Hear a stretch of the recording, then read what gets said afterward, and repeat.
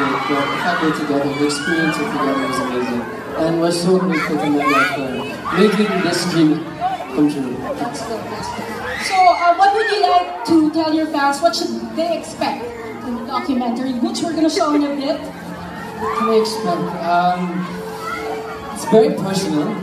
It's a very personal documentary. Siyempre, kilig.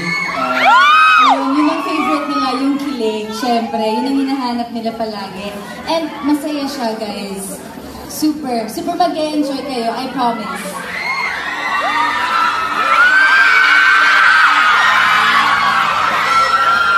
Alright then, so, I think everyone is ready to watch the documentary.